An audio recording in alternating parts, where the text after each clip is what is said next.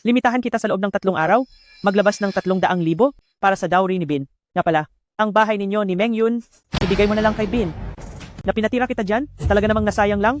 Sa loob ng 2 taong kasal, ibinigay ko ang lahat ng pera ko sa iyo. Ngayon pinapagawa mo pa rin sa akin na ibigay ang kasal naming bahay ni Meng Yun kay Bin at kailangan pang bigyan ka ng 30,000. Talaga namang hindi ko kaya. 30,000 hindi mo pa kayang ibigay? Para saan pa kita? Bukas ikaw at si Meng Yun mag-asikaso ng diborsyo. Hindi ko kailangan ng walang kwentang manugang. Ma, ang ideya mo, napakatalino talaga. Sa pagkakaalam ko, ayaw talaga ng ate ko sa walang kwentang ito. Bakit kaya 2 taon na silang kasal, pero hindi pa rin sila nagtatabi? Ben, ano ba ang pinagsasasabi mo? Ma, paano naman magiging sapat ang 3 araw? Yung jade pendant sa leeg ng kuya ko, mana ata sa pamilya nila. Kapag ibinenta ang jade pendant na ito, marami kayang pera ang mapapakinabangan. Ito hindi ko maaaring ibigay sa iyo. Ako, puta, ngayong araw, kukunin ko ang jade pendant na ito. Hindi nga kalokohan na ako ang pinagmulan. Magaling. Kamukha ko. Lolo, ano po ang sinasabi ninyo? Hindi ko po maintindihan. Ako ang ninuno ng pamilya Ye. Ang aking kamalayan ay inilagay ko sa manang jade pendant na ito para lamang maibigay ang aking buong kaalaman sa buhay sa isang may napakagaling na kakayahan na inapo at labis mo akong nasiyahan.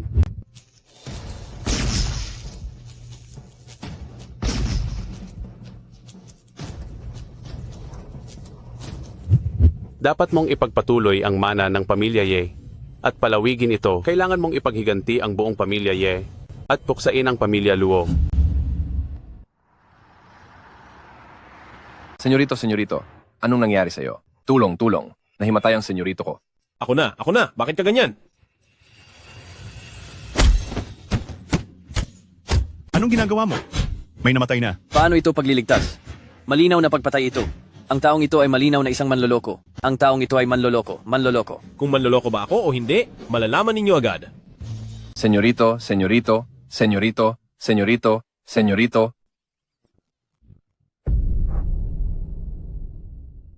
Boss, nagising na po kayo, boss. Halos atakihin na po ako sa kaba dahil sa inyo. Ako, si Wang Jifan, ay may malakas na buhay. Hindi madaling mamatay. Naku, si Wang Jifan, ang boss ng mga Wang. Wang Jifan, ang pamilyang Wang, iyan ang isa sa nangungunang 10 pinakamayamang pamilya sa Zhonghai City. Ay teka nga, sino ang nagligtas sa akin? Siya po, ang kuya na ito. Salamat sa iyo, manggagamot. Kung hindi dahil sa iyo, baka namatay na ako ngayon dito. Manggagamot. Hindi po ako. Tawagin mo na lang akong Ye Chen. Parang Ye. Ganun na lang, ito, may 1,000,000 piso ako bilang pasasalamat sa pagligtas mo sa aking buhay. Hindi po. Masyadong mahalaga po ito. Dapat mong tanggapin. Pakiramdam mo ba hindi ko kayang bilhin ang buhay ko ng card na ito? Tanggapin mo na. Kung ganoon po, tatanggapin ko na lang. Magandang araw po, sir. Bigyan mo ako ng lahat ng signature dishes ng restaurant ninyo. Isang Sige po. order ng bawat isa. Halika. Kapatid, mag-order ka lang ng kahit ano dito. Huwag kang mahiya. Kung ganoon, hindi na ako magpapapilit. Ito? Sige po. Oh, ito rin. Sige po. At ito pa. Bigyan mo ako ng isa sa bawat isa. Salamat. Gagamit lang ako ng banyo. Sige.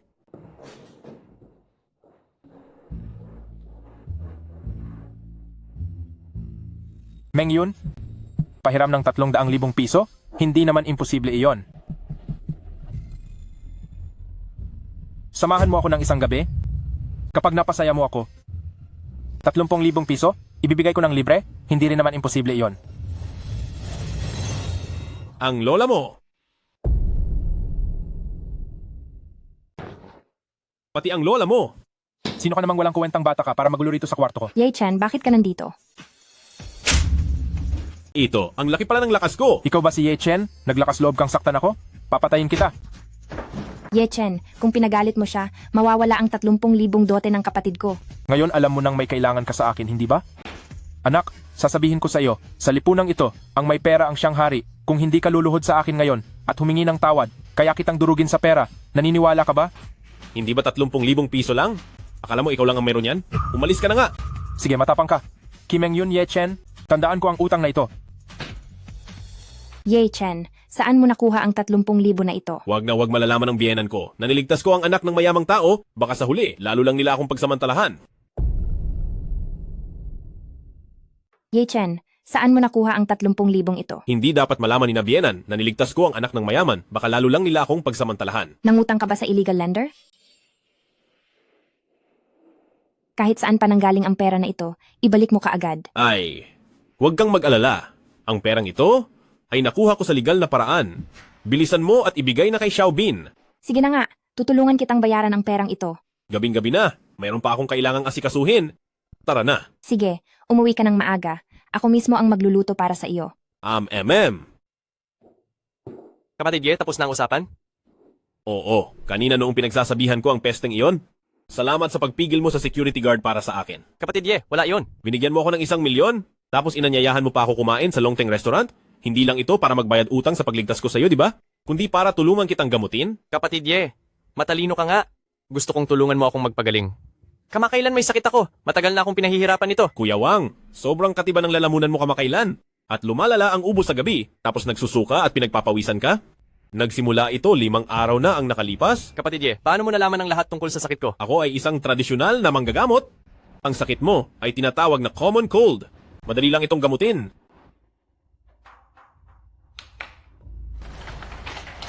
Isang 12 bawat araw, tuloy-tuloy na inumin sa loob ng 2 araw at gagaling ka na.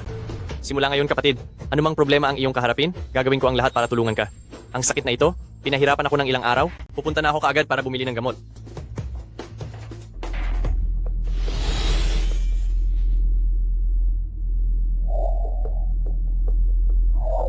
Ang mga pamana ng aking ninuno ay lubusan ko nang naiintindihan. Ngayon, sana masubukan ko ang aking kakayahan sa pagtukoy ng mga kayamanan.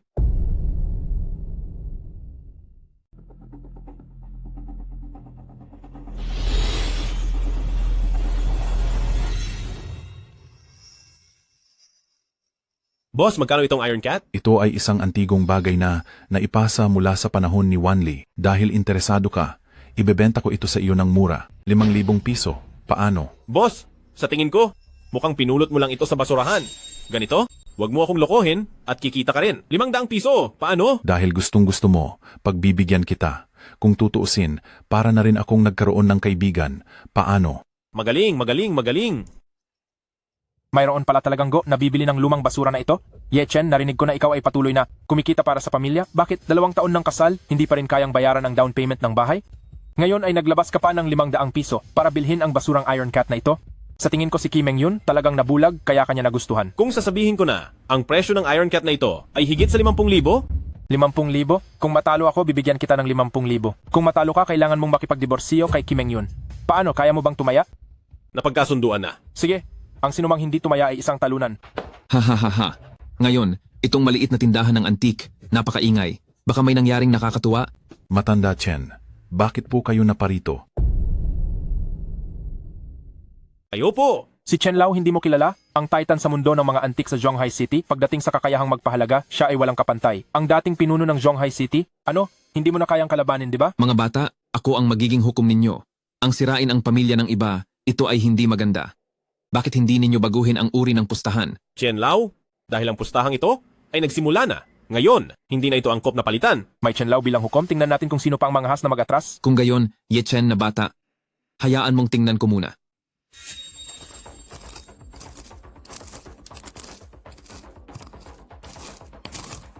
Ye Chen, nababaliw ka ba? Hahayaan mong maraming tao ang manood? Gagamitin mo ang isang bakal na pusa para maglabas ng galit? Wang boss, bilisan mo at bigyan mo ako ng kutsilyo para subukan. Gamitin niyo po ang akin. Nakaskas na. Hindi ito ordinaryong bakal na pusa. Ito ay ginintuang pusa na may sapin na bakal. Ngayon ang halaga nito sa pamilihan, higit 10 milyong yuan. Kung sabihin mong umabot ng mahigit 1 bilyon, hindi rin imposible. Ye Chen na bata, panalo. Ye Chen ang nanalo. Bunso kong Ye Chen, ang gintong pusang ito. Wala na akong balak ibenta sa iyo ngayon. Wang boss, sa negosyo kailangan ang integridad, pera kontra paninda. Paano ka makakatanggi? Wang boss, sa pagkakataong ito, ang malaking biyaya na ito ay dahil lang sa iyong kabaitan. Ganito, papayagan kitang kumita ng mas malaki. Ang 50,000 nanalo ako kay Cao Yifei, ibibigay ko lahat sa iyo. Ay, hahaha, salamat sa regalo mo, kapatid na Ye. Sa hinaharap, lahat ng bagong dating na paninda sa tindahan na ito ay pipiliin mo, kapatid na Ye. Sige. Ye Chen, huwag kang masyadong lumabis. Ang pustahan na ito, ako, si Chen Guchuan, ang magiging hukom. Ayoko na may tatanggi sa bayad. Matandang Chen, huwag kang mag-alala. 50,000 lang naman ipadadala ko agad kay Wang Boss. Ye Chen, pag-uusapan natin ito sa ibang pagkakataon. Maraming salamat, matandang Chen, sa pagbibigay katarungan sa akin. Bunso kong Ye Chen, ibig sabihin ba ay wala ng pagkakataon ang matanda na makita ang gintong pusang ito? Mayroon akong pakiusap. Sabihin ninyo, Itong gintong pusa, pwede bang iuwi ko ito at tamasahin ng ilang araw? Babayaran ko kayo ng 10,000 sa isang araw na upa. Kung masira, babayaran ko ng 100,000,000. paano naman ako tatanggap ng upa mula sa inyo? Ganito, kapag nakita na ninyo ng sapat, sabihin ninyo lang sa akin. Kung gayon, maraming salamat, bunso.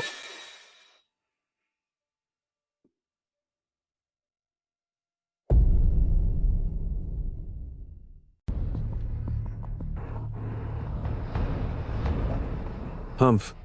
Bata, ikaw ba si Ye Chen? May nag-utos sa akin na baliin ang isa mong braso. Ngayon, kung iiwan mo lang ang antik na hawak mo, maaari kung iligtas ang buhay mo. Siguro, kayo ang ipinadala ng hayop na Cao na yon. Mukhang kailangan ko munang ayusin kayong mga walang kwenta bago ko siya lapitan. Bata, nangangahas kang murahin ako? Sa tagal ko sa kalye, ikaw ang una kong nakitang nangahas, murahin akong walang kwenta. Ngayon, babayaran mo ang kayabangan mo. Ikaw, nangangahas ka pang lumaban?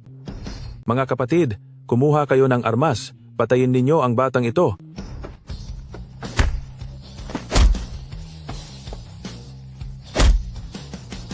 Dahil, gusto mong baliin ang braso ko? Uunahan kitang baliin ang sayo.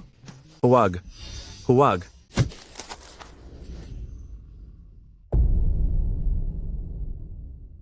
Si Ye Chen na iyon, nakakita pala siya ng isang napakamahal na antigong bagay. Nahiya ako sa harap ng lahat dahil doon.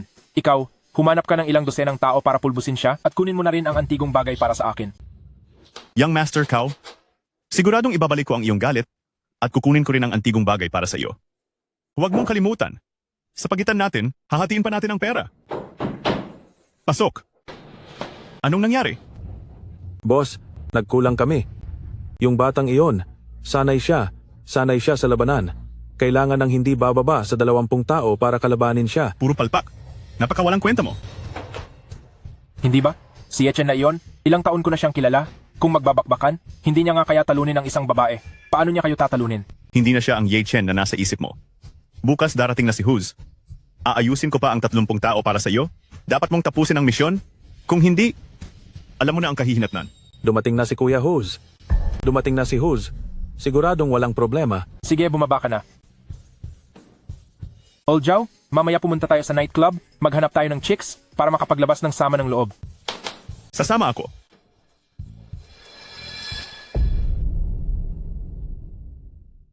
Bumalik ka na. Sa nakita kong kaawa-awa niyang itsura, alam kong hindi niya naihanda ang pera. Ako ay bulag, ipinakasal ko pa si Meng Yun sa kanya. Biching, huwag ka nang magsalita pa. Si Ye Chen na bata, masipag at matiyaga, lahat ng kinita niya, ibinigay na sa iyo.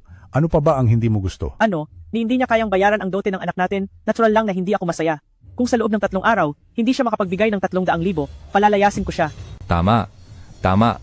Pinakita ko na ang litrato ng ate ko sa maraming mayayamang tao. Sila, lahat ay nag-uunahan para maging bayaw ko. Kizzy Bin, sinasabi ko sa iyo, ang ate mo sa buong buhay niya, akin lang siya. Walang ibang may karapatan. Ikaw na apelidong Ye, bitawan mo ang kamay niya. Kung hindi, ngayon palalayasin kita. Wala kang silbi, walang kakayahan, pero malaki ang galit. Ang bayaw mo ay nagpapakahirap sa araw para tulungan kang mangolekta ng pera. Ganito mo lang siya tratuhin. Sobra-sobra ka na talaga. Saan mo nakuha ang perang ito? Gaano pa karaming nakatagong pera ang tinago mo sa labas? Ma, ito ay galing sa pagbili ko ng loto kaninang tanghali. Nanalo ako ng 300,000, makakapagpatotoo si Meng Yun. Opo ma, makakapagpatotoo ako.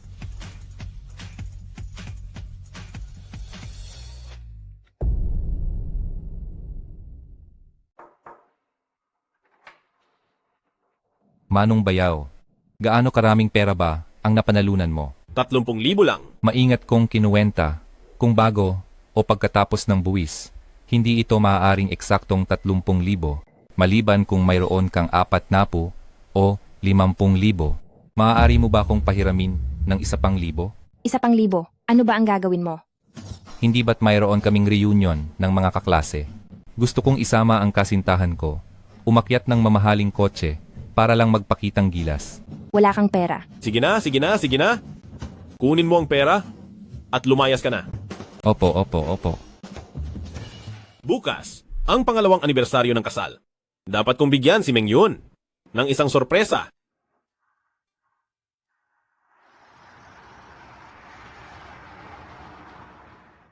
Sir, ano po bang alahas ang gusto ninyong piliin? Ha? Irekomenda mo sa akin ang isang singsing na may brilyante. Ito po ang bagong labas ng tindahan. Bukod sa 2 karat na brilyante, ang gilid ay pinalamutian ng 99 na maliliit na brilyante, sumisimbolo sa walang hanggan.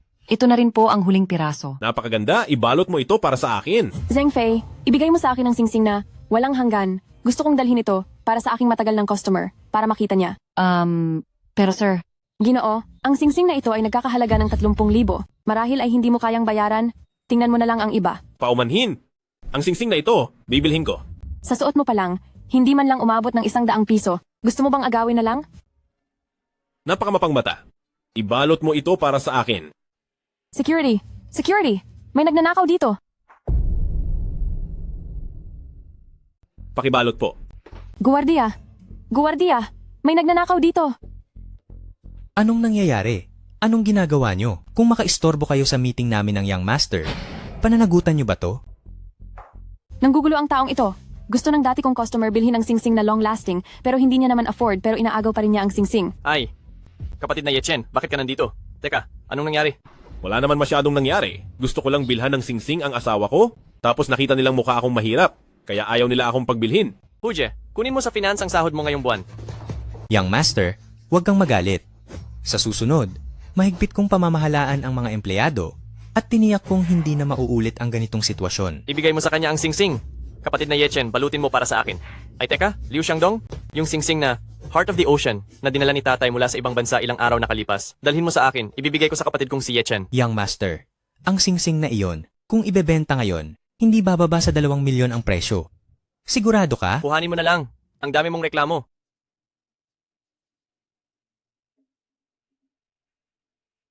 Kuya Wang, napakamahal na singsing nito, hindi ko pwede. Huwag kang mahiya. Hindi lang naman para sa'yo ito. Isipin mo na lang na regalo ko ito sa hipag ko. Kung ganon, salamat Kuya Wang.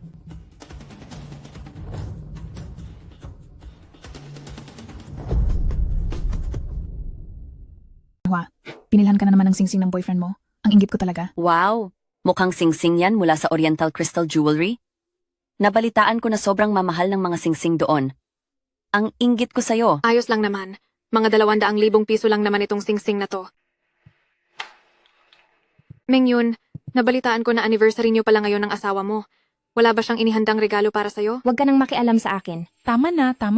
Huwag na nating biruin pa si Meng Yun. Ang asawa niyang walang kuwenta, siguradong wala iyang inihanda. Oo nga. Sa hitsura niyang walang emosyon. Anong lalaki ang gugustuhing maging mabait sa kanya? Wow! Sino kayang boyfriend yan? Ang romantic naman. Ang dami yatang nag-anniversary ngayon. Ako na lang ang single. Ngayon pa talaga ako nakatikim ng matinding inggit. Meng Yun, ngayon ang ikalawang anniversary ng kasal natin.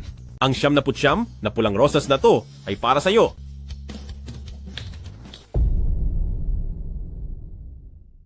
Nagkaroon din ng bulaklak ang tuyong puno.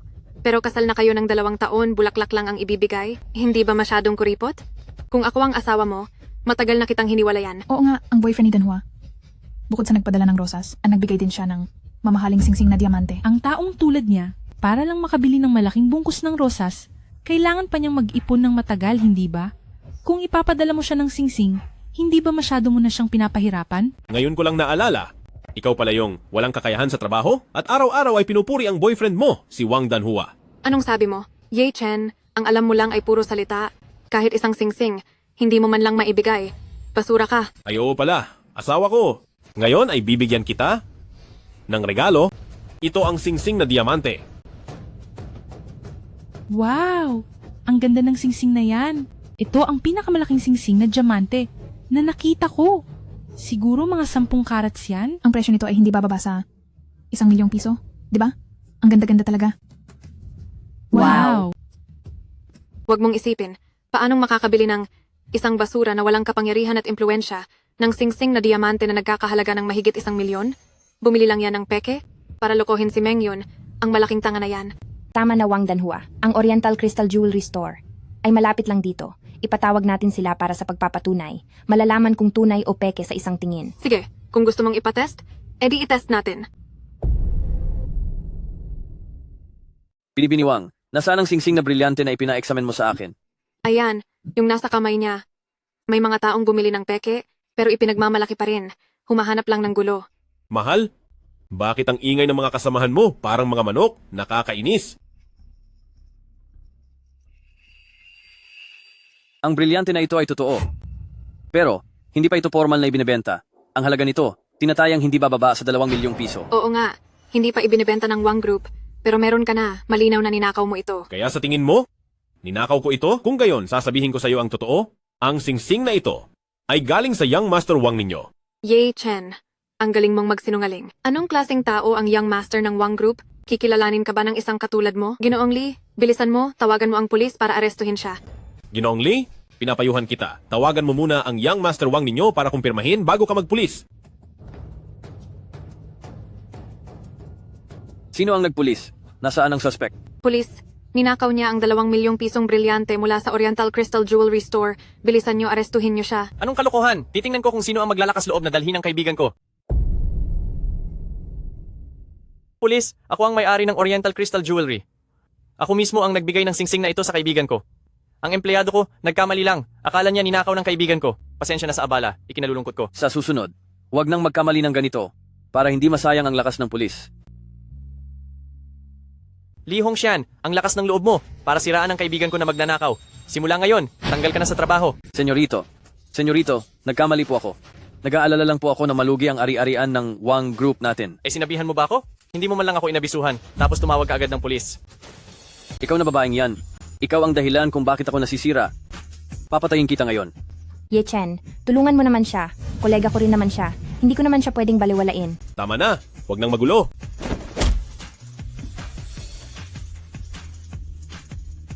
Si Mengyun, Ye Chen, salamat sa pagligtas ninyo sa akin. Sa mga nangyari dati, ikinalulungkot ko. Kapatid Yi at Bayaw, bagay na bagay kayo, sanay magtagal kayo. May iba pa akong kailangan asikasuhin. Mauuna na ako. Mengyun, mamaya na tayo mag-usap sa bahay. Magtrabaho ka lang ng maayos. O sige.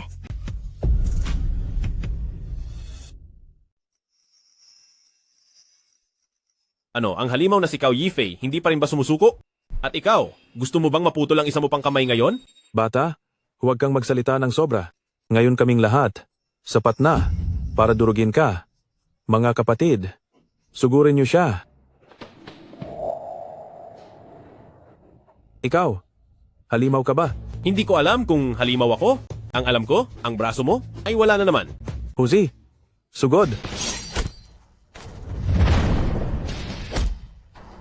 May kakayahan ka nga. Hindi tulad ng ordinaryong gangster. Pero kung gusto mo akong patayin, mag-ensayo ka pa ng ilang dekada? Sige bata, nangahas kang kutyain ako. Ako, si Huzi. Hawak ko. Mahigit 20 buhay. Hindi pa rin ba kita mapapatay? Napatay mo na ang mahigit 20 tao. Siyempre, magiging isa ka rin sa kanila.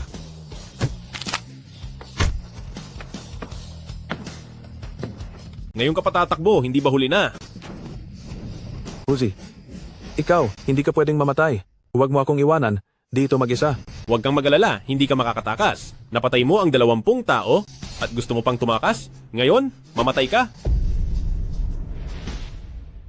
Bigang Ye Chen, bakit mo ako hinahanap? Nagmamadali ka ba sa lumang antigong iyon? Hindi po, hindi. Huwag niyo po akong pagkamalan. Matandang Chen. Ang ginintuang pusa, panatilihin niyo lang hanggat gusto niyo. Hinahanap ko po kayo dahil nahuli ko ang isang kriminal na may mahigit 20 buhay ng tao sa kanyang kamay. Ibigay mo ang address. Tatawagan ko agad ang presinto. Boss, huwag niyo po akong sirain, may pamilya pa po ako. Hindi pa po ako nakapatay ng tao. Isa lang po akong ordinaryong hampas lupa Malapit na ang mga pulis. Gusto kong ibunyag mo ang naguutos sa iyo. Kung hindi, magiging katulad ka niya. Putol ang lahat ng paa at kamay. Kung gayon, putulin nyo na lang ang aking mga paa at kamay. Ipadala nyo na lang po ako sa kulungan. Ganoon ka ba talaga takot sa taong nasa likod mo? Boss, hindi po si Cao Yifei ang kinatatakutan ko. Ang kinatatakutan ko po ay ang aking amo, si Zhao Guangshui. Ang taong iyon, walang puso at malupit. Kung ibubunyag ko siya, ang buong pamilya ko ay Dahil sa iyong pamilya, walang kasalanan sa buhay ng tao. Palalayain kita. Salamat. Ay, teka, si Zhao Guangshui? Huwag na huwag mo siyang puntahan. Huwag mo siyang guluhin. Hindi siya ang kaya mong salingin. Elder Chen, ikaw mismo ang dumating. Isang malaking kaso ito. Kahit nag-retire na ako, kailangan ko pa ring punta at tignan sa lugar mismo. Ito ay isang matagal ng wanted na kriminal mula pa noong nakaraang taon. Pagkatapos na mabigo ang paghuli sa kanya, hindi na siya muling nagpakita. Kaibigan, gawa mo ba ang lahat ng ito? Silang lahat ay pinabagsak ko. Paano nangyari iyon? Ikaw mag-isa ang nakatalo sa napakarami? Sige na, isara mo na ang bibig mo. Ang bibig mo ay parang kaya pang paglagyan ng maalat na itlog. Sabihin mo, ano ba talaga ang nangyari? Kamakailan lang, nalaman namin na itong binata ay may antigong nagkakahalaga ng 100 milyon. Kaya pinapunta namin ang mga kasama para agawin ito. Hindi namin inakala na hindi pala kami kalaban niya. Totoo ba ang sinasabi niya? Ipagpalagay mo na totoo ang sinasabi niya. Anong asal yan, bata? Maraming sangkot sa kasong ito. Hindi madaling mahuli ang nasa likod. Huwag kang gumawa ng kaguluhan na magpapaalerto sa kanila. Yechen, kaibigan, hindi ko inakala na dahil sa akin ay babantayan ka ni Cao Yifei. Huwag kang mag-alala. Gagawan ko ng paraan para hindi ka magawang galawin ng pamilya Cao. At saka, humihingi ako ng pabor sa iyo. Palihim, na bantayan ang pamilya Cao. Bantayan ang pamilya Cao? Sa iyong lakas? Ang pabagsakin ng pamilya Cao ay hindi mahirap. Bakit ako ang pagbabantayin mo? Ang pamilya Cao ay napakaraming iligal na ginawa nitong mga nakaraang taon. Napakamura lang kung sa negosyo lang sila babagsak. Gusto kong baklasin ang kanilang interesadong grupo mula sa ugat. Matandang Chen, ikaw ay nagretiro na. Pero patuloy mo pa rin pinagpapagod ang sarili mo sa mga bagay na ito. Tunay na biyaya ka sa mga tao ng Zhonghai. Galit na galit ako. Ilang dosenang tao? Hindi man lang matalo si Yechen? Mga walang kuwenta.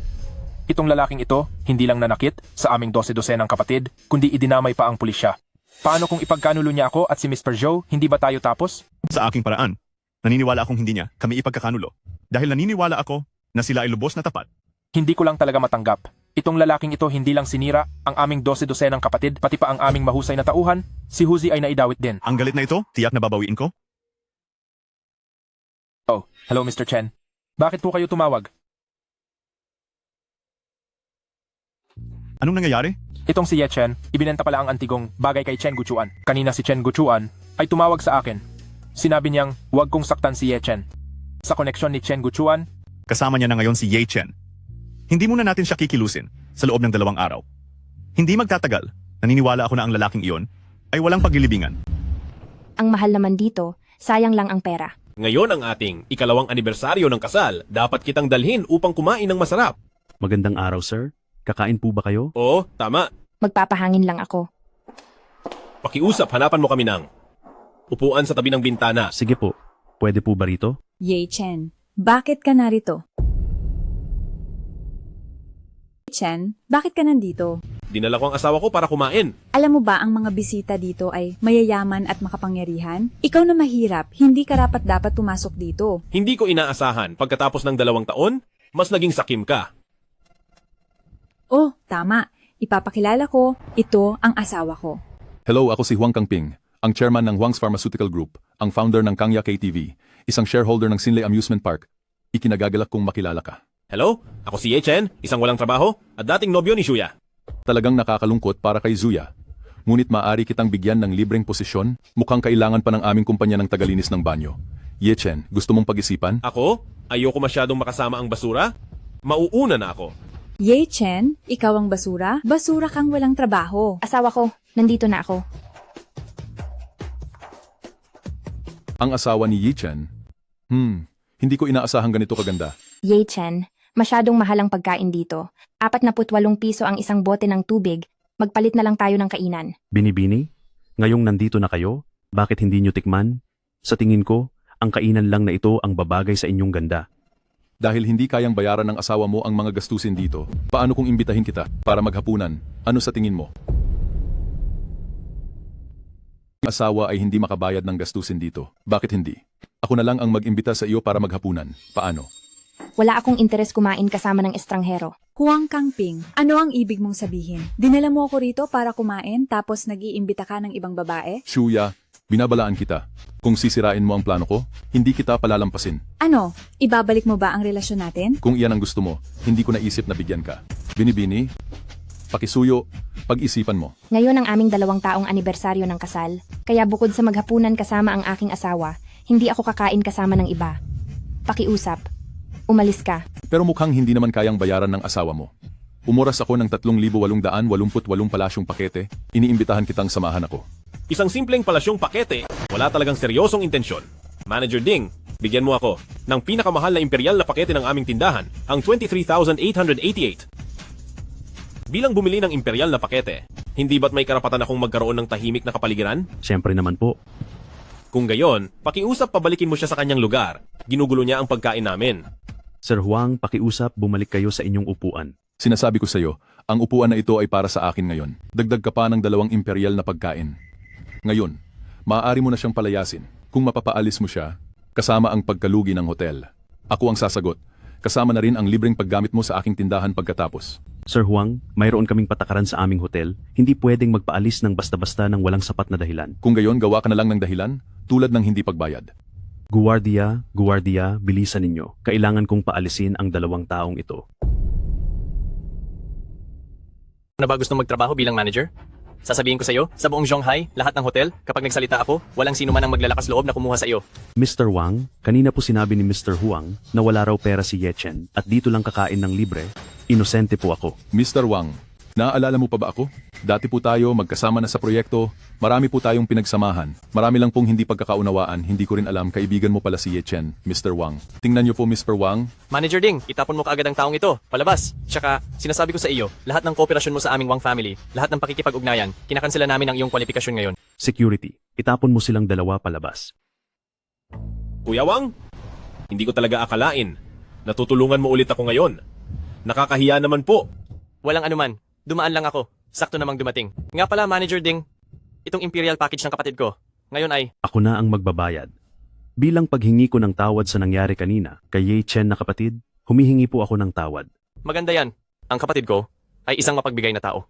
Sa ganitong paraan, mapapatawad ka niya sa iyong pagiging pabaya. Ye Chen, ngayon pwede mo na akong sabihan kung ano ang nangyari nitong mga nakaraang araw. Unang araw sa paghahanap ng pera, hindi sinasadyang nakita ko si Manong Wang na nahimatay sa daan. Niligtas ko siya. Bilang pasasalamat, binigyan niya ako ng 1,000,000 piso. Pero hindi ka naman marunong manggamot. Paano mo siya nailigtas? Bumili ako ng ilang aklat tungkol sa panggagamot sa bahay. Iniisip na basahin lang habang walang ginagawa, hindi ko akalain na magiging ganoon pala ito ka-epektibo. Napakahusay nga niyan.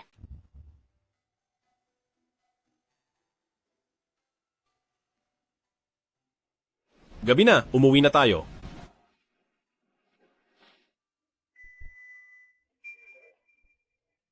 Kapatid, Ye Chen, napakaaga ng gabi. Pasensya na talaga. Kung may oras ka ngayon, maaari mo ba akong sunduin? Sige.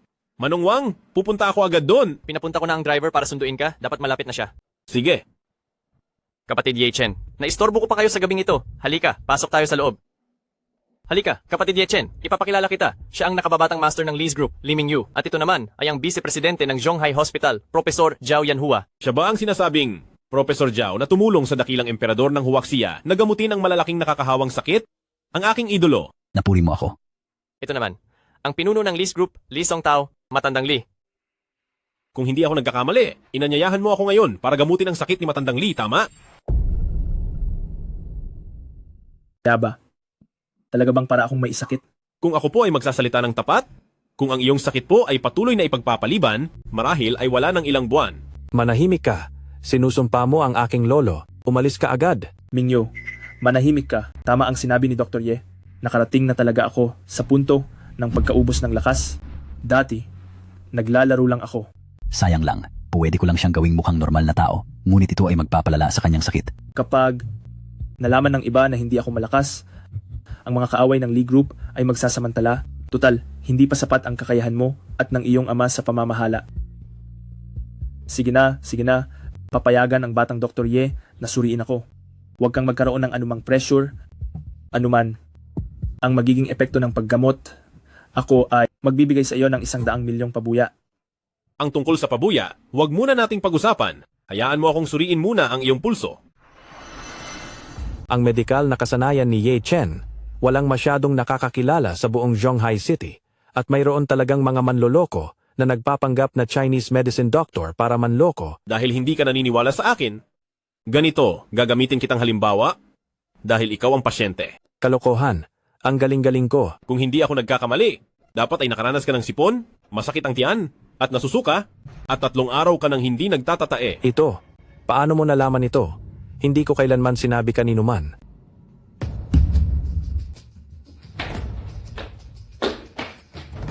Hayaan mo siyang magnilay-nilay ng mabuti sa banyo. Brother Ye, magsimula na tayo. Brother Ye, kumusta? Kaya bang gamutin? Ayusin ko kaagad ang isang silid para sa iyo. Hindi na kailangan ng silid. Dito na lang. Hindi ka nagbibiro, di ba? Wala namang anumang kagamitang medikal dito. Bilang isang matandang doktor ng tradisyonal na gamot, si Lolo Jiao, mayroon sigurong nakahandang silver needle, di ba? Balak mong gumamit ng acupuncture para gamutin si Lolo Lee? Lolo Jiao, hindi ko po kayo bibiguin. Kaibigang Ye Chen, itong pamamaraan ng pagtusok, nakita ko na ito sa mga lumang aklat, pero kahit anong gawin ko, hindi ko pa rin ito maisagawa. Tigilan mo siya. Ginagamot ni Ye Chen si Tio Lee. Kung bigla kang sasalubong, mapapahamak mo siya.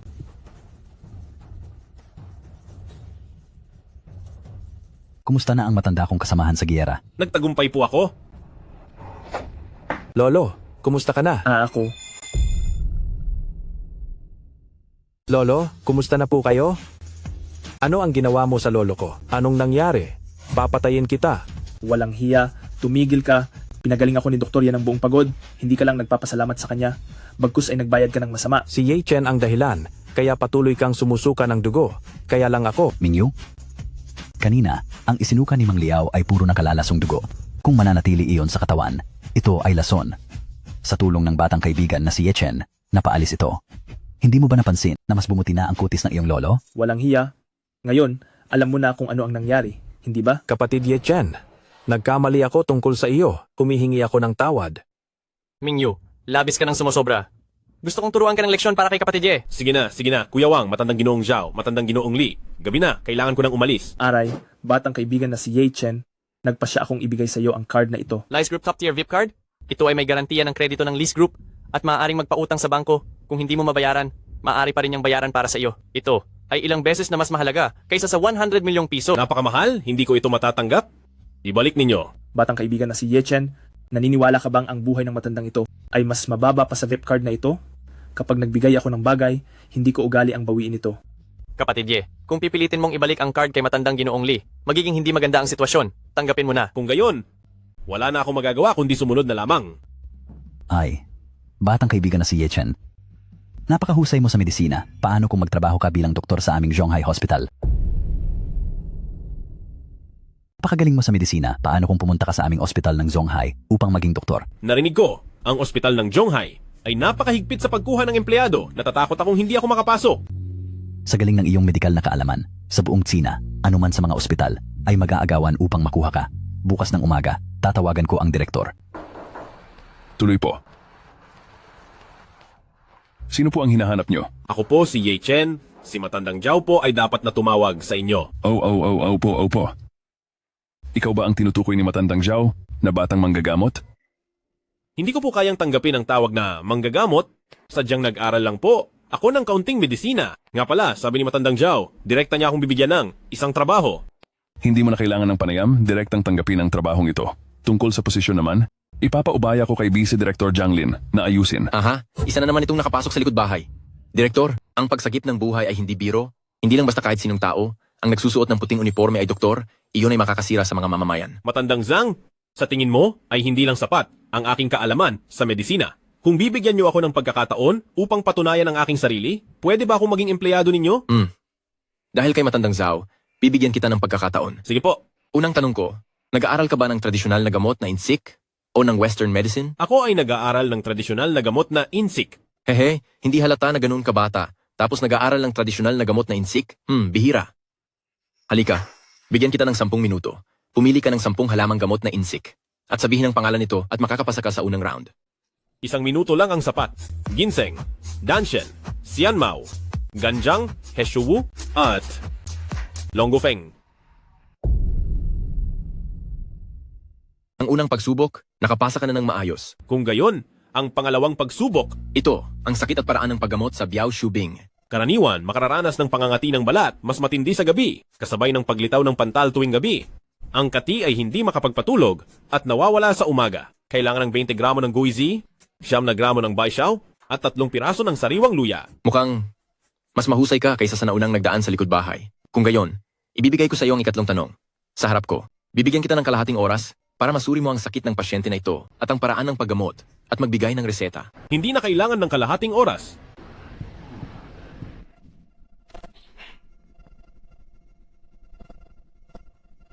Kung hindi ako nagkakamali, nagkaroon ka ng malubhang rheumatic arthritis na naging sanhi ng pananakit ng iyong mga kasukasuan, malamig na mga binti, at hindi makabukadkad o makakuyom.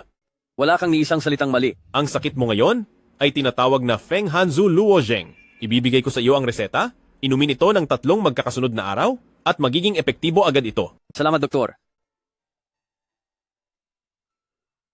Binabati kita. Bilang opisyal na empleyado ng aming ospital. Salamat, Matandang Zhang. Hindi ko kayo bibiguin. Mabuti kung gayon. Ngayong gabi ay maghahanda ako. Ye Chen, may masamang nangyari. May nangyari kay Xiaobin. Huwag kang mag-alala. Babalik ako agad.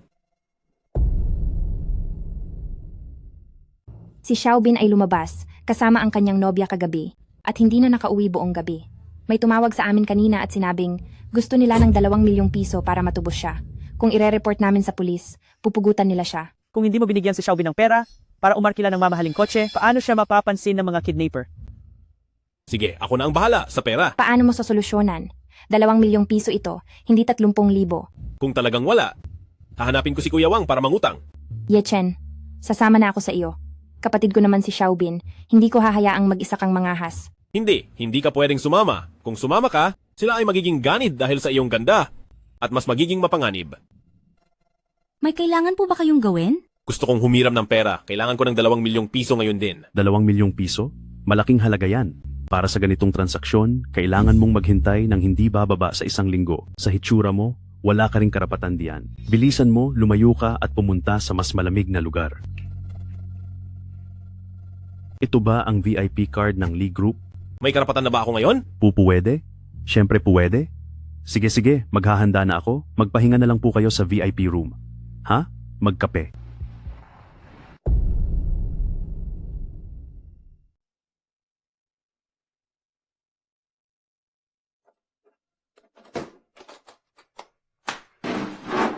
Dahan-dahan po.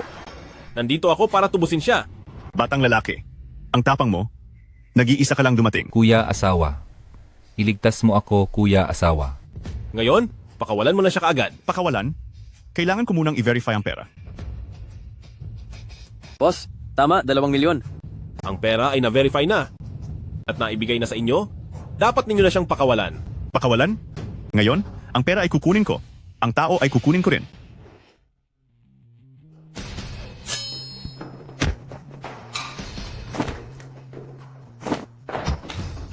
Ang kakayahan ng mga kapatid mo ay napakapangit. Batang lalaki, naghahanap ka ng kamatayan.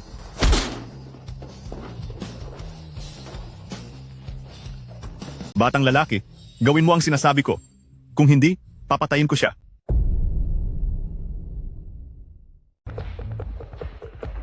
Sundin mo ang sinasabi ko. Kung hindi, papatayin ko siya. Kaya kong talunin.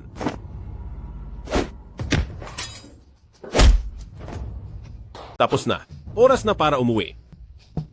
Kuya, ang galing-galing mo talaga. Ikaw ba si Bruce Lee na nagkatawang tao? Akala ko mamamatay na ako kanina. Ay mahal na mahal kita. Ma.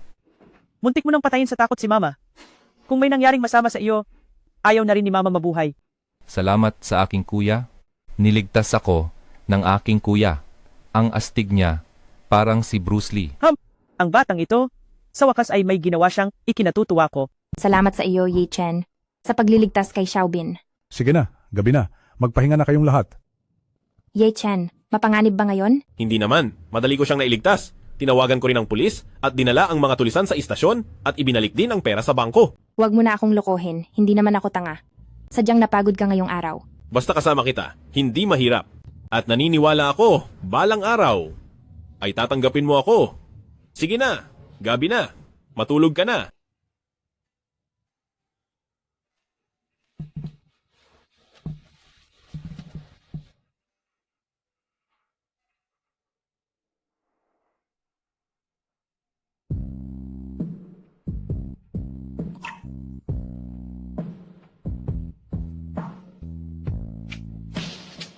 Meng Yun, ikaw?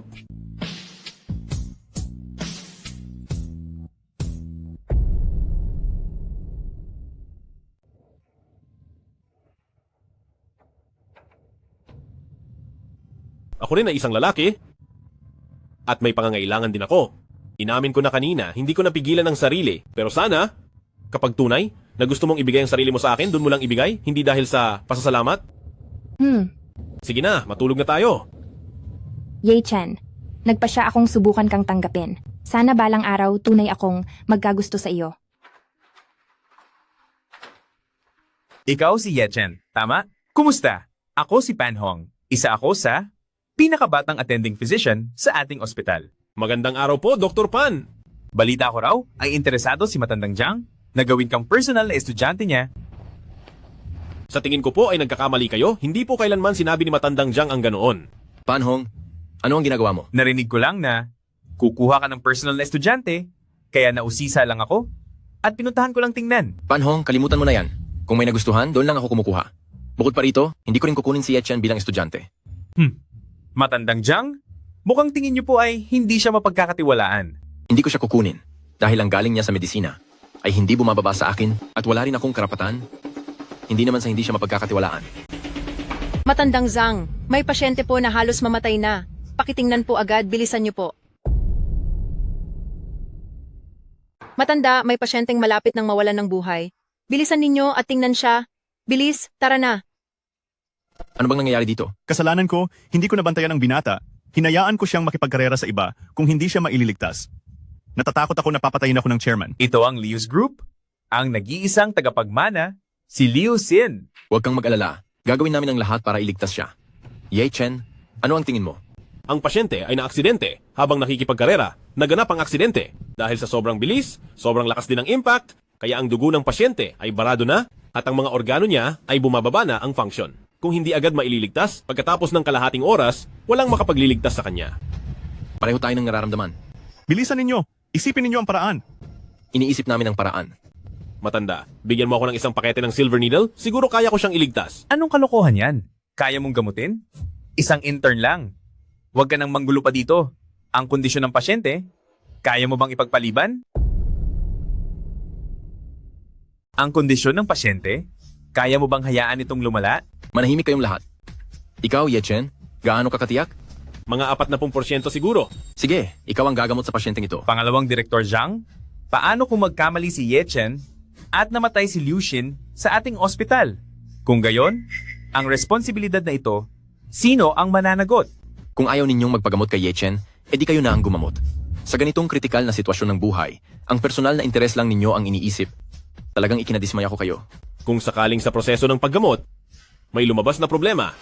Ako, si Ye Chen, ang mananagot ng mag-isa at walang kinalaman sa Zhonghai Hospital. Ye Chen, huwag kang mag-alala at lakasan mo ang loob mo sa paggamot ano man ang maging resulta.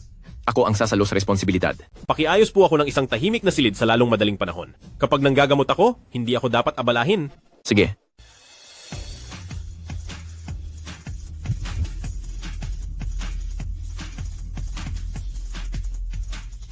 Kumusta na ang anak ko? Nasaan na siya ngayon? Nire-revive pa ang pasyente sa loob. Sa pagkakataong ito, bakit hindi ikaw mismo ang gumamot sa anak ko? Mas angkop ang taong ito para gumamot sa inyong anak.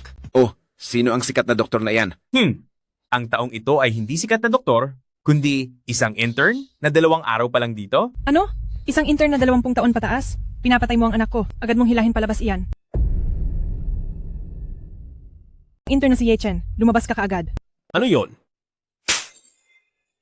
Anong ginagawa mo? Bakit mo ako sinasaktan? May mukha ka pa talagang magtanong sa akin kung bakit kita sinasaktan. Ang anak ko ay napakahalaga. Ikaw na walang kuwentang intern, anong karapatan mong gamutin siya? Kung ang anak ko ay mangyarihan ng masama dahil sa panggagamot mo, ipapapatay kita. Mukhang mali talaga ako na nagpakahirap para iligtas ang anak mo mula sa kamatayan. Naging matagumpay ba ang paggamot? May tuturing na matagumpay naman. Ngayon, ang kalagayan ng pasyente ay halos stable na. Pero ang mga pilak na karayom sa likod ay hindi pa maaaring bunutin. Ay nako, pagod ka na. Bumalik ka na at magpahinga. Ang paggamot lang sa pasyenteng ito ay nakakapagod na. Kung makakatagpo ka pa ng ganitong uri ng magulang na hindi marunong umintindi, mas nakakapagod sa puso.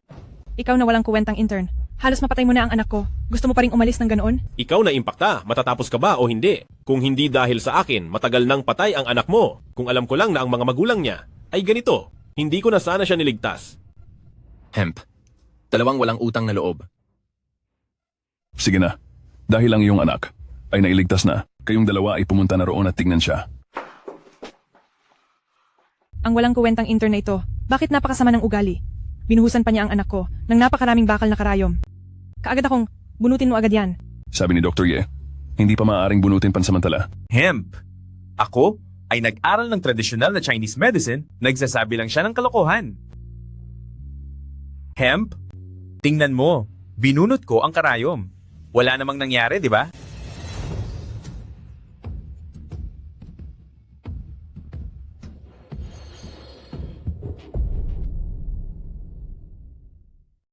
Ano itong nangyayari? Bakit nagsusuka ng dugo ang anak ko? Hindi ko rin alam kung bakit nangyari ito sa inyong anak. Malinaw na sinabi ni Dr. Ye na hindi maaaring bunutin ang mga karayom, pero hindi kayo nakinig. Kaya nagkaganyan ang pasyente. Dr. Pan, bilisan mo at ibalik ang mga karayom na ito sa anak ko. Dalian mo. Hindi ba sinabi mo na nag-aral ka rin ng traditional Chinese medicine? Sige, susubukan ko. Pan Hong, itigil mo yan. Ang iyong hindi sapat na antas sa acupuncture ay papatay kay Liu Xin. Ay tama na. Xueje, tigilan mo na ang pagpapakahirap. Dr. San, pakiusap. Iligtas mo ang anak ko. Kahit ako ang dekano, hindi rin ako ang pinakamagaling sa medisina. Pupuntahan ko si Elder Zhang para sa iyo. Ano? Sino ang bumunot ng karayom na ito? Nang umalis si Yechen, hindi ba sinabi niya na hindi ito pwedeng bunutin? Ang karayom na ito ay para iligtas ang buhay niya. Nakita ko ang anak ko na puno ng karayom. Sumasakit ang puso ko sa pagtingin, kaya pinabunot ko kay Dr. Pan. Walang alam. Kung may mangyari sa iyong anak, ito ay dahil sa iyo na isang mangmang na ina. Deputy Din Zhang, pakiusap. Subukan mo ulit iligtas ang buhay ng anak ko. Hindi sa ayaw kong tumulong, pero talagang wala akong magawa. Ngayon, iisa lang ang makakapagligtas sa buhay niya. Pakiusap. Sabihin niyo sa akin, Deputy Din Zhang, sino siya? Pupuntahan ko agad siya. Siya yung kaninang halos mamatay sa pagod para lang iligtas ang anak mo mula sa kamatayan. Hindi lang kayo hindi nagpasalamat, kundi sinigawan pa ninyo siya ng masasakit na salita. Umuwi na siya ngayon. Sino kayo? Bakit kayo narito sa bahay ko? Hinahanap namin si Yechen. Bayaw? Ano ang kailangan ninyo sa akin? Taga-Liu Group po ako. Kailangan ng aming chairman ng tulong mo. Paumanhin, kulang ang aking kaalaman. Hindi ko matutulungan ng inyong chairman. Sabihin mo sa kanya na humanap ng iba. Kung talagang ayaw mo, pipilitin ka naming dalhin pabalik. Huwag niyo na po kaming pahirapan. Tigilan niyo yan. Dr. Ye, tungkol sa nangyari kanina sa ospital, ikinalulungkot ko talaga. Sana po ay maging mapagpasensya kayo. Sa ngayon, lumala ang kalagayan ng aking anak. Kaya sana po ay sumama kayo sa akin pabalik sa ospital. Chairman Liu, napakataas ng posisyon ng inyong anak. Ako ay isang hamak na intern lang. Hindi ako makakatulong. Masyadong mainitin ang ulo ng aking asawa at mabilis magalit, medyo masakit siyang magsalita. Ako, humihingi ng tawad. Sana, huwag mo siyang bigyang pansin. Chairman Liu, ang kalagayan ng inyong anak ay napakasama na ngayon. Wala rin akong kompletong katiyakan na kaya ko siyang mailigtas muli. Ayon sa ugali ng inyong asawa, kung mabigo ako, inidrag niya ako pababa kasama niya. Magpapagaling lang ng pasyente, tapos isusugal ang sarili ko? Hindi ko kaya. Hoy, hanggang ngayon ayaw mo pa rin pumayag. Pera lang naman ang gusto mo, di ba? Bibigyan kita ng 5 milyong piso, okay? Sapat na yan para sa kalahating buhay mo. Tungkol sa pera ninyong bulok na yan, wala akong nikatiting na interes. Umalis na kayo. Baguhin mo na kasi ang ugali mong iyan. Magsalita ka ng maayos. Bakit kailangan mong maging masama ang dila? At mang-away, kailangan bang mamatay? Ang anak ko, para lang malaman mo ang pagkakamali mo. Dr. Ye, kababayan Ye, kasalanan ko. Pero inosente ang anak ko. Pakiusap, iligtas mo siya. Dr. Ye, basta't pumayag kang iligtas ang anak ko, buong buhay kitang pagsisilbihan. Sige. Ililigtas ko. stable na ang kondisyon ng pasyente. Salamat. Ang galing. Hindi mamamatay ang aking siner. Dr. Ye, tanggapin mo po itong bayad sa konsultasyon. Hindi na ito kailangan. Nasa Zhonghai Hospital lang ako. Nag-oopera para sa pasyente. Sundin mo lang ang normal na proseso at magbayad. May iba pa akong gagawin. Mauuna na ako. Hoy, Liu, ikaw nga naman. Hindi mo man lang tiningnan muna ang bata. Sa halip ay nilambing mo siya. At ayaw niya pa rin tanggapin. Yan ay kaisipan ng babae. Tingnan mo, ang galing sa medisina ni Dr. Ye. Nalampasan na niya si Director Zhang at Director Sun. Hindi natin dapat hayaan dahil sa nangyari ngayon, magalit siya sa atin. Director Sun, itong 10 milyong yuan gusto kong i-donate sa inyong ospital bilang pasasalamat na nailigtas ninyo ang buhay ng aking anak. Bilang isang doktor, ang paggagamot at pagliligtas ng buhay ay aming trabaho, nararapat lang. Ha. Kung gayon ay paalam na ako. Sige. Salamat. Oy, son. Alam mo ba? Bakit ang galing mo sa medisina? Ay hindi kasing galing ko. Ang lahat ng iyong enerhiya, kinugugol mo sa pakikipag-ugnayan sa ibang tao. Araw-araw ay binobola mo lang ang mga mayayamang tao. Kasalanan ko ba ito? Ang ating pampublikong ospital, para mas maraming ordinaryong tao ang makapagpagamot, kailangan kong humingi ng donasyon mula sa mga mayayaman upang punan ang kakulangan sa pondo. Kung hindi, tataas ang singil at magdurusa ang mga ordinaryong tao. Ay, son. Mukhang mali ang pagkakaintindi ko sa'yo. Mabuti at naiintindihan mo na. Nga pala, Zhang, balak kong gawing Vice President ng Zhonghai Hospital, si Ye Chen. Ha? Lolo Sun, nagbibiro ka ba? Siyempre hindi ako nagbibiro. Bagaman bata pa si Ye Chen, ang kanyang antas ng medikal na kasanayan ay hindi mas mababa kaysa sa iyo o sa akin. Para maging vice-direktor, may kakayahan siya. Kung bibigyan mo siya kaagad ng ganoon kataas na posisyon, baka hindi sang-ayon ang lahat. Ang balak kong ibigay sa kanya ay honorary vice director. Makikinabang lang siya sa benepisyo ng vice-direktor. Ngunit hindi niya hawak ang kapangyarihan ng vice-direktor. Sa ganitong paraan, ang ibang doktor ay maiintindihan din. Ay, matandang Chen, bakit po ninyo ako hinahanap? Kaibigang Ye Chen, ngayon ko lang narinig na isa ka pa palang maliit na henyong doktor. Narinig kong ginamot mo ang lumang sakit ni Li Songtao at ngayon ay na-promote ka pa bilang vice-direktor. Hindi po ako karapat-dapat sa titulong henyong doktor. Nagkataon lang po na gumaling ang sakit ni matandang Li. Gaano kapangit ang katawan ng taong iyon, alam ko. Ngayon tumawag ako sa iyo para hilingin na gamutin mo ang isang tao. Ito ang chief ng pulisya ng Zhonghai City, si Liu Yunliang. Sige. Kapatid na Ye Chen, maupo ka. Ang bahay ninyo, Kuya Liu, ay napakainit ng dekorasyon. Halatang napakainit ng pagmamahalan ninyo ng ate. Ay, mahigit 20 taon ng kasal, matanda na kami, ano pa ang pag-uusapan tungkol sa pagmamahalan? Nagsasama lang ang mag-asawa?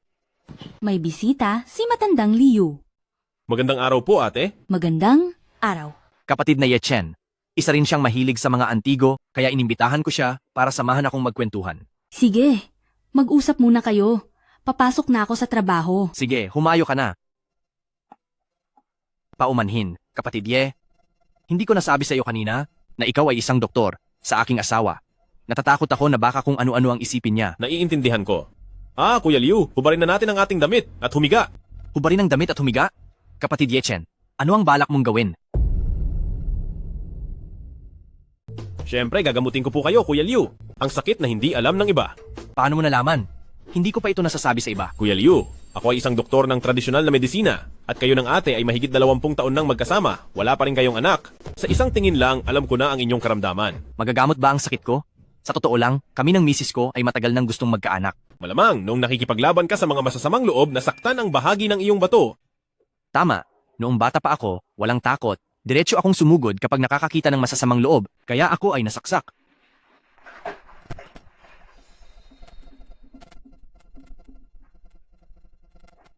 Kuya Liu, inumin mo itong mainit na tubig.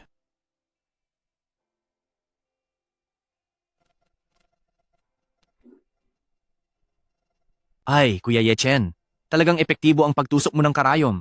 Kung may gagawin ka, pwede ka nang umalis para hindi na kita abalahin. Naiintindihan ko. Sige, babalik na muna ako. Sige, mauna ka na.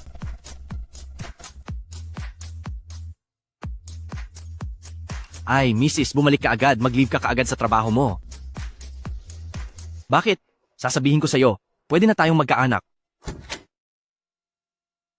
Uy, hindi ba't ang honorary vice president ito? Unang araw pa lang ng promotion, late na sa trabaho. Nag-out of clinic ako, bakit? May problema? Siyempre, wala kaming lakas ng loob na magkaroon ng problema. Kayo po ay honorary vice president. paano naman kami magkakaroon ng lakas ng loob? Tama. Paano naman kami magkakaroon ng lakas ng loob? Yuan Chao? Huwag kang tumawa? Paano kung magalit si Vice President Ye? Baka tanggalin niya kami. Paano na? Ay, hindi pala. Siya ay honorary Vice President lang? Walang karapatang tanggalin kami. May karapatan ba akong tanggalin kayo?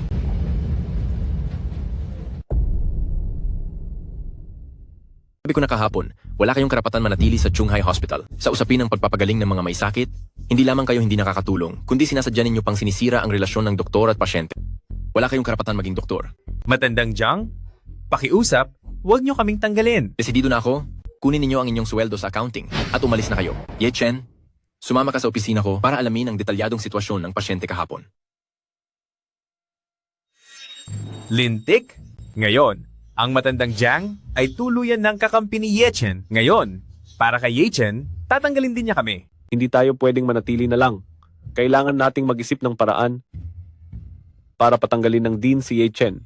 Pupuntahan ko ang tiyuhin ko, kahit si matandang Zhang o matandang San, siguradong igagalang nila. Sige, kung gayon, tatawagin ko ang tiyuhin ko para makasama niya ang tiyuhin mo. Para pressure in si Dean San? Sa ganitong paraan, hinding-hindi nila kami tatanggalin. Ye Chen, nasaan ang hunghang na batang yon? Lumabas ka. Ako si Ye Chen? Hinahanap mo ako? Isang karaniwang tao lang pala. O sige, sasabihin ko sa iyo ngayon, tanggal ka na. Dean San, hinihingi kong paalisin ang hayop na bata na ito. Hindi naman masama ang hiling na, yan di ba? Ngayon, may dalawa kang pagpipilian. Alin man ay iwanan si Ye Chen o talikuran ng donasyon ng Hongsheng Group. Hongsheng Group, magdodonate sa Chunghai Hospital? Kailan naman naging ikaw lang na general manager ang nagdedesisyon? Liu, hindi ko inaasahang makikita kita rito. Pinabati kita ng aming ginoong huwang ng Hongsheng Group para sa iyo. Hindi na kailangan ng pagbati.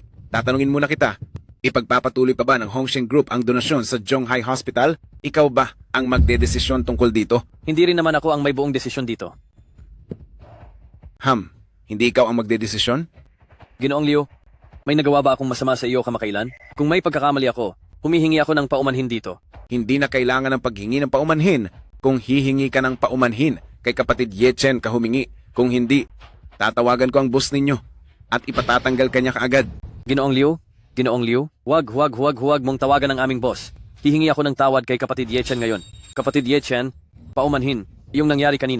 Kasalanan ko, binabayaran ko na ang aking pagkakamali. Sana maintindihan mo. Hindi na kailangan ng paghingi ng paumanhin sa akin. Ayoko nang makipag-usap sa inyo. Umalis na kayo. Pan Shichen, hindi ko papayagang maghanap ka ng trabaho para kay Panhong, lalo na sa ospital. Kung hindi iniligtas ni kapatid Ye Chen ang aking anak, baka ang buhay ng aking anak ay namatay na sa kamay ni Panhong. Sinasabi ko sa iyo, habang narito ako sa Chunghai City, walang ospital ang tatanggap kay Panhong. Maliit na kapatid Ye Chen, binilhan kita ng Rolls-Royce Phantom ngayon. Dito ako para ihatid ang sasakyan.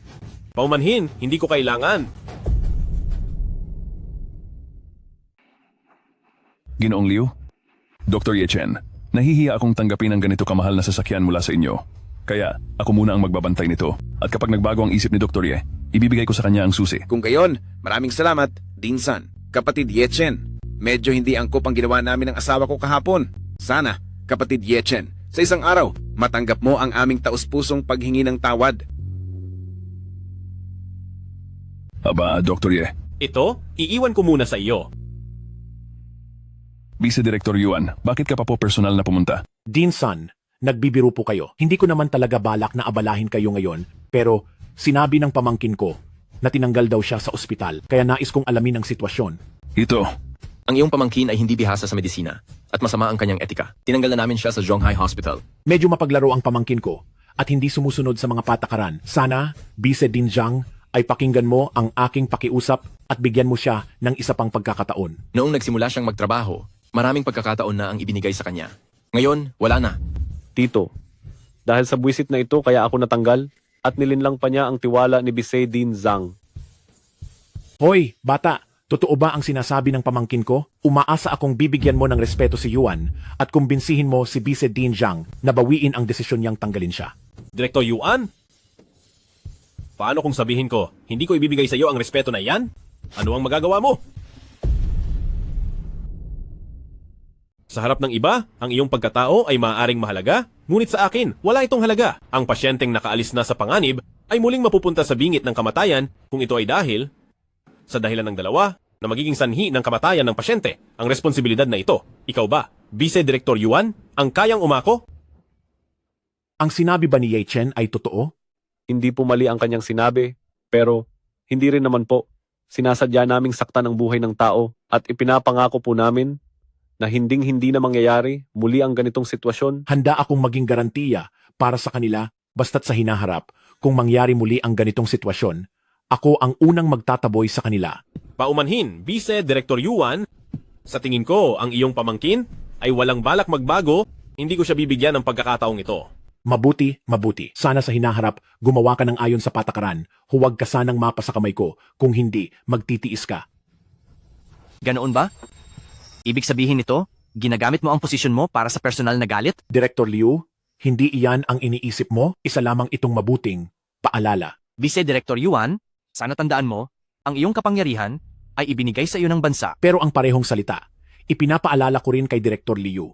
Kung gagamitin mo ang kapangyarihan mo para protektahan ng iba, ang iyong kapangyarihan ay babawiin din. Hindi na kailangan, mabahala si Vice Director Yuan. Kung sakaling may mangyari, hindi lang ako, pati si Matandang Chen, ay hindi rin siya kukonsintihin.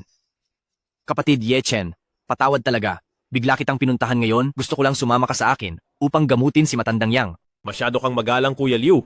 Tara na't umalis. Sige, tara na. Nakakagalit.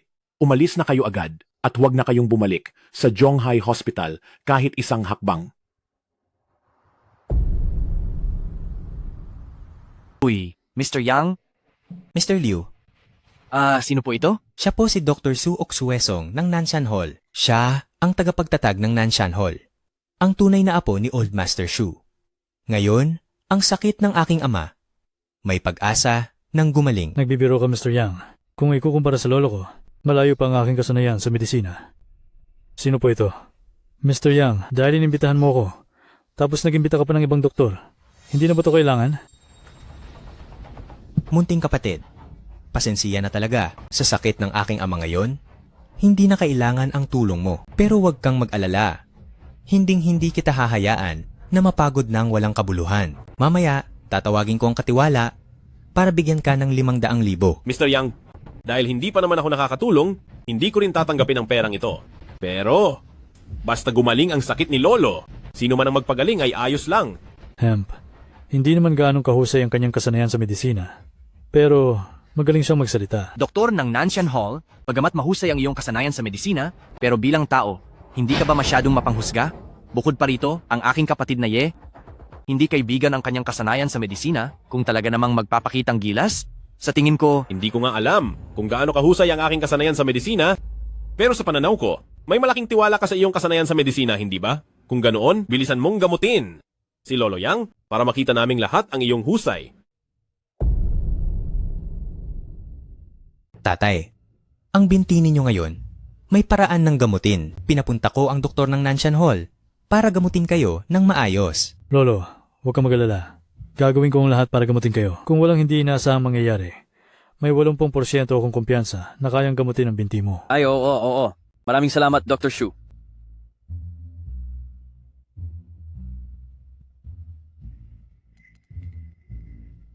Ano sa tingin mo, Dr. Shu? Ang lolo ay maaaring may transverse muscle atrophy. Marahil, ilang dekada na ang nakalipas na ang ugat ng sakit. Oo. Ang tatay ko ay sumali noon sa defensive counter-attack war. Binaril pa ang binti niya noon. Hindi nabigyan noon ng maayos na paggamot. Kaya naging ugat ng sakit. Kung ang lolo ay nakahanap sa amin ng Nanshan Hall sa loob ng 5 taon pagkatapos masugatan, kung ginamot, mayroon akong 100% kumpiyansa. Nagagaling ang binti ng lolo. Ngayon ang lolo, ang tissue ng kalamnan ay patay na. Susubukan ko na lang ang aking makakaya. Hindi niya magagamot ang sakit ng lolo, masyado pa siyang baguhan sa pamamaraan. Kung dumating ang kanyang lolo, sa tingin ko, pwede pang subukan. Kaya, may paraan ba si Ye Chen na gamutin? Kahit ako, may 70% lang na kumpiyansa. 70%. Ang galing! Mataas na yan.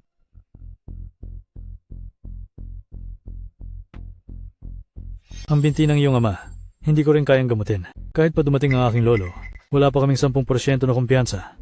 Ginoong Yang, payo ko sa inyo, sumuko na lang kayo. Matandang Yang, huwag kang sumuko. Sinabi lang sa akin ni kapatid na Ye, ang binti ng lolo, kaya niyang gamutin. Taas ka talaga. Kung magagamot mo ang sakit na matanda ngayon, pwede pa akong maging disipulo mo. Kung gayon, maghintay kang matawag akong guro. Tama na. Tama na. Huwag na kayong mag-away. Ngayon, ayaw nang magpagamot ng aking ama. Pwede na kayong umuwi. Ngayon, isusugal ko ang aking kinabukasan. Kung hindi nagamot ni kapatid na Ye Chen ang sakit ng matanda, magbibitiw ako sa posisyon ko bilang hepe ng pulisya. Kuya Liu, bakit mo kailangang makipagpustahan sa isang bata? Sige na. Sige na. Bawiin mo ang sinabi mo. Ipapatingin ko ang aking ama sa doktor na si Ye. Kuya Liu, gagawin ko ang lahat.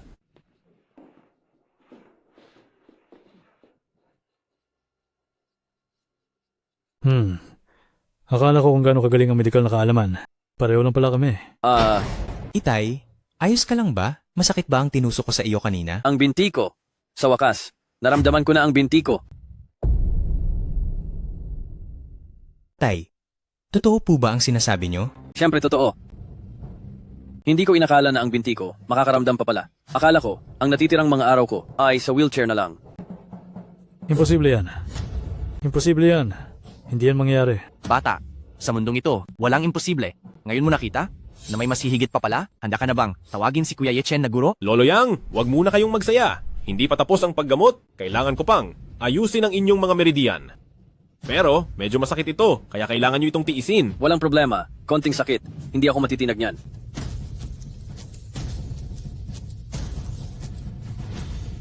Ang binti ni Lolo Yang ay nagsisimula na. Unti-unting bumalik sa dati, ngunit kailangan pa ng kaunting panahon bago siya makalakad. Ngayon pa lang?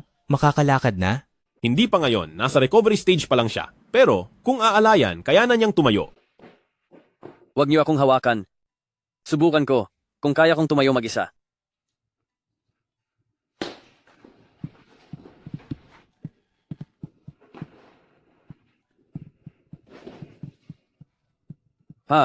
Hindi ko inakala na sa buhay kong ito, makakatayo pa ako mag-isa. Ayon sa aking reseta, kapag ininom mo ang gamot na ito sa loob ng 3 buwan, makakalakad ka na mag-isa. Maraming salamat. Binata, ganito. Ipadadala ko sa iyo ang 30 milyong piso mamaya bilang bayad sa konsultasyon. Ay, wag na. Okay lang. Ang pagtulong na ito ay dahil lang kinausap ako ni Kuya Liu para tumulong. Kaya hindi ito tungkol sa pera. Bihira ang mga kabataang tulad mo. Ngayon, dahil ayaw mong tanggapin ang bayad sa konsultasyon. Kung gayon, mayroon akong isang villa sa Wolong Shanshuang. Ibibigay ko na lang sa binata bilang regalo. Kung gayon ay tatanggapin ko na lang po. Dr. Shu, ngayong napagaling na ni kapatid Ye Chen ang paa ng matanda, hindi ba dapat tuparin mo na rin ang iyong pangako? Aray, Kuya Liu, hayaan mo na. Wala na yung pustahan kanina. Miyembro ng Nanshantang si Su Exuesong. Kung magiging disipulo ko siya, baka mahirapan siyang magpakita. Sige na nga, dahil ayaw mo, kalimutan na natin ang tungkol dyan. Itinuro sa akin ng lolo ko simula pagkabata na dapat marunong kang tumupad sa salita. Ang Ginoo ay matapat sa kanyang pangako. Ngayon, ako ay magpapakadisipulo sa iyo. Yakapin ko kayo bilang aking guro. Bumangon ka? Joke lang naman, yan. Huwag mong seryosohin. Hindi. Sineseryoso ko na. Pagiging guro ko sa inyo, para sa akin lang, hindi para sa Nanshan Hall, bagamat mas mababa ang aking kaalaman sa medisina kaysa sa inyo. Ngunit ang kaalaman sa medisina ng Nanshan Hall, hindi ibig sabihin ay hindi namin kayo kayang lampasan. Hindi ko inakala na ngayon, hindi lang gumaling ang sakit ni Elder Yang, kundi nagkaroon pa ng disipulo. Ito ang unang beses kong makita. Isang Chinese medicine practitioner na nagtuturo, nakakamangha talaga. Kung tutuusin, kayong dalawa ay mga natatanging kabataang practitioner ng Chinese medicine. Ang pag-aaral ng medisina sa isa't isa ay maganda para sa lahat. Sa tingin ko, ang pagiging disipulo ni Dr. Shu kay Ye Chen ay isang magandang bagay. Uy, sigurado ka ba? Sige, naintindihan ko. Sa istasyon ng pulisya, mayroong isang emergency case. Kailangan kong kasama si Brother Ye Chen para ayusin ito. Sige, aalis na kami. Kuya Liu, anong nangyari? Bakit nagmamadali ka? Yung dati mong pinapatulong na imbestigahan, mayroon ng lead. Ano? May lead na? Hindi mo ako niloloko, di ba? 2 araw na ang nakalipas, nalutas namin ang isang kaso ng pagpatay. Kakatanggap ko lang ng tawag mula sa pulis. Sinabi niya sa akin, sa katawan ng biktima, nakita nila ang isang itim na tattoo ng gagamba. Gusto kong pumunta doon ngayon na. Sige, tara na.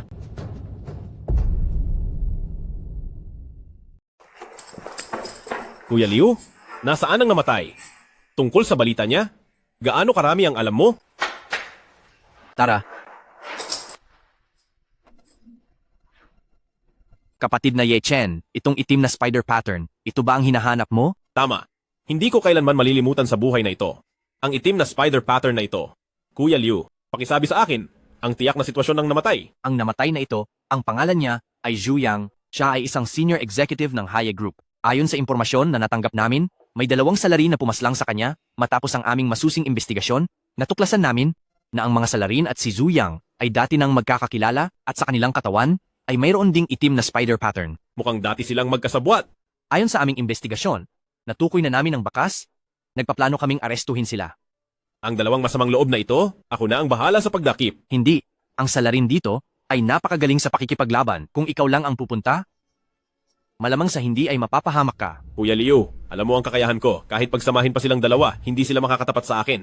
Dahil determinado kang pumunta at harapin mag-isa ang 2 salarin na ito, sasama na lang ako sa iyo. Nandiyan ako para may karagdagang tulong. Tara. Ye Chen, ano ang koneksyon mo sa 2 kriminal na iyon? Bakit ka ganoon na lang nag-aalala? Bakit ka ganoon na lang nag-aalala? Paghihiganti sa pagpatay sa pamilya.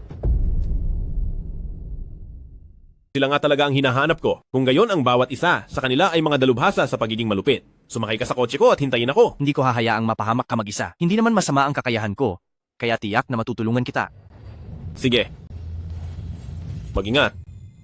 Mga duwag, lumabas na kayo at harapin ang inyong kamatayan. Batang hamog, ang yabang mo Gusto mong maghiganti? Sakto, kami rin namang magkapatid ay gusto kang patayin, ang nakatakas na isda. Kaya, maghanda kang mamatay.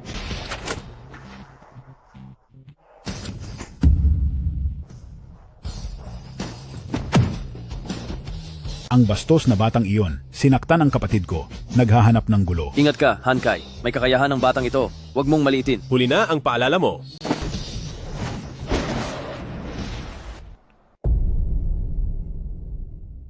Sabihin mo, nasaan ang lokasyon ng headquarters ng inyong organisasyon? Hoy bata, sa tingin mo, ang ganitong klaseng sikreto, sasabihin namin sa iyo. Mula nang sumali ako sa organisasyon sa Yanjing, matagal ko nang isinantabi ang buhay at kamatayan. Ikaw ang magdesisyon. Kung sasabihin mo sa akin ang lahat ng lokasyon ng inyong headquarters o hindi. Sa totoo lang, hindi ako isang taong natatakot mamatay. Kung malaman ng organisasyon, mas malala pa sa kamatayan ang magiging kapalaran ko. 2 buhay na tao, ganoon na lang ang nangyari. Mukhang talagang nakakatakot ang organisasyon nila, nakakatakot hanggang sa ayaw nilang ipagkanulo ang organisasyon kahit mamatay sila. Pero sayang, hindi mo rin nakuha ang impormasyong gusto mo. Ayos lang! Malaking bagay na malaman na ang organisasyon nila ay nasa Yanjing, lubos na akong kontento. So, pupunta ka sa Yanjing? Ang aking asawa ay planong pumunta bukas upang mamahala sa sangay ng Shui Yue at sasama ako sa kanya. Sa panahong iyon, kukuha ako ng oras para mag-imbestiga. Liu, ano po? Natagpuan ko na ang organisasyon na sinasabi mo. Ano? Totoo ba? Bumaba ka kaagad. Pupuntahan kita ngayon sa baba ng building mo. Sige. Kuya Liu, sabihin mo sa akin ang detalye ng organisasyon. Sinuri namin ang lahat ng kriminal na nahuli at nakita namin ang ilang tao na may itim na spider tattoo.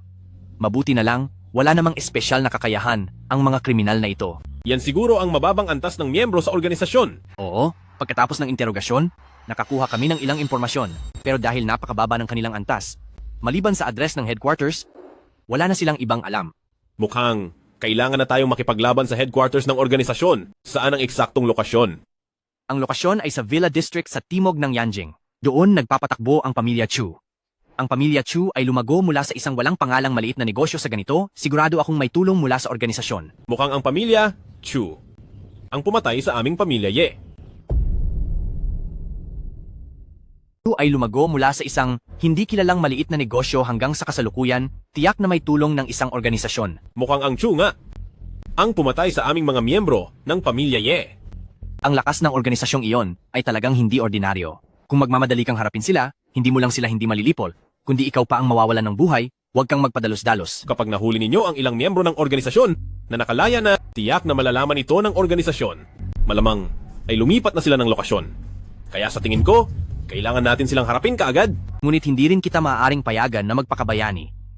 Ganito, Ngunit, babalik ako agad ngayon at pakikilusin ang lahat ng pulis na maaaring kumilos upang samahan ka. ngunit ikaw, Sa ngayon ay napansin ka na ng organisasyon. Maaaring maaga nilang puntiryahin ang kumpanyang Shueyo. Kung talagang nag-aalala ka, maaari kang pumunta muna sa kumpanyang Shueyo. Ye Chen, may problema. Bumalik ka agad sa kumpanyang Shueyo. 3 tao ang pumasok sa kumpanyang Shueyo. Sinabi nilang sila ay mula sa organisasyon at dadalhin si Meng Yun. Lahat ng gwardiya ng kumpanya ay lumaban, ngunit hindi pa rin sila nakayanan. huwag kang mag-alala. Babalik ako agad. Si Ye Chen, hindi maganda. Balik ka na sa Shueyo Company. May 3 tao sumugod sa Shueyo Company. Sabi nila, sila ay galing sa organisasyon at dadalhin nila si Meng Yun. Lahat ng security guards ng kumpanya ay lumaban, pero hindi pa rin sila nakayanan. Huwag kang mag-alala. Babalik ako kaagad. Ganito, bilisan mo. Bumalik ka sa istasyon para mag-organisa ng pulisya. Pupunta ako ngayon sa Shueyo Company. Sige, mag-ingat ka. Huwag kang magpadalos-dalos. Kung kinakailangan, hintayin mo ang suporta ng pulisya, saka ka kumilos pagdating namin. Huwag kang mag-alala. Sige. Tara na. Si Meng Yun, ngayon maaari ka nang sumama sa amin, di ba? Maaari akong sumama sa inyo, pero may kondisyon ako. Palayain niyo ang iba. Parang wala kang karapatang makipagnegosasyon sa amin. Kung hindi ninyo tatanggapin ang kondisyon ko, mamamatay ako sa harap ninyo. Sa oras na iyon, hindi rin ninyo magagawa ang inyong misyon. Hahaha, ang misyon na ibinigay sa amin ng nasa itaas ay dalhin ka lang pabalik, buhay man o patay. Wala namang mahigpit na requirement. Halika na, maliit na bata. Sumama ka sa amin. Sa tingin ko ngayon, sino ang maglalakas loob na dalhin si Meng Yun? Halika, munting dalaga. Sumama ka sa amin. Tingnan natin kung sino ang maglakas loob na dalhin si Meng Yun ngayon. Kung gusto mong mabuhay, dalhin mo ako sa inyong punong tanggapan. Naglakas loob kang pumunta sa punong tanggapan? Sinasabi ko sa iyo, ang lakas ng aming pinuno ay hindi mo kayang tapatan. Pumunta ka man doon, mamamatay ka lang ng walang laban. Tama na ang satsat. Dumating ka rito, hindi ba para dalhin ako? Ngayon kusang loob akong pupunta at ayaw mo pa? Mabuti, ito ang hinahanap mo. Sumunod ka sa akin. Ye Chen, huwag kang pumunta. Meng Yun, huwag kang mag-alala. Babalik ako ng ligtas. Pinuno, dinala ko na ang taong gusto mo. Pinuno, bakit ka... Ikaw ba ang nagdala ng tao o ikaw ay napilitan na ibigay ang lokasyon ng punong tanggapan? Ang pagkakaiba sa pagitan ng mga ito, sa tingin ko, ikaw mismo ang pinakamabuti nakakaalam. Maawa ka, Pinuno. Bata, nakita mo na ba? Ito ang kahihinatnan ng paggawa ng mali. Noong nakaraang mga taon, marami rin sa pamilya Ye ang aking dinurog. Ikaw nga ang pumatay sa mga pamilya Ye. Bakit mo ginawa iyon? Ano ang kasalanan ng pamilya Ye sa'yo? Hindi mo na kailangang malaman ang lahat ng iyon, ngunit bago ka mamatay, hayaan kitang malaman ang katotohanan. Ayos lang. Ha ha ha ha ha ha.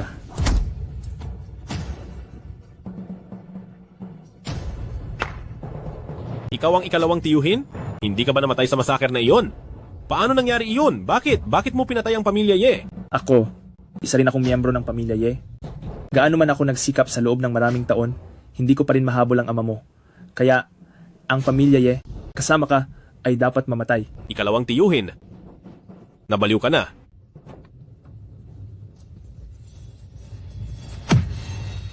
Ikalawang tiyuhin. Ito na ang huling beses na tatawagin kitang ganyan.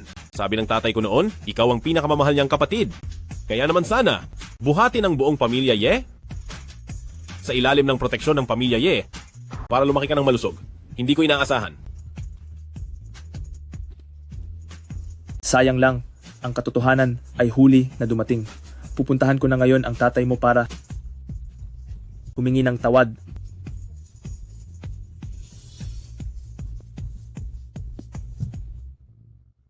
Ang matinding paghihiganti ng pamilya Ye. Sa wakas ay nagawa ko na.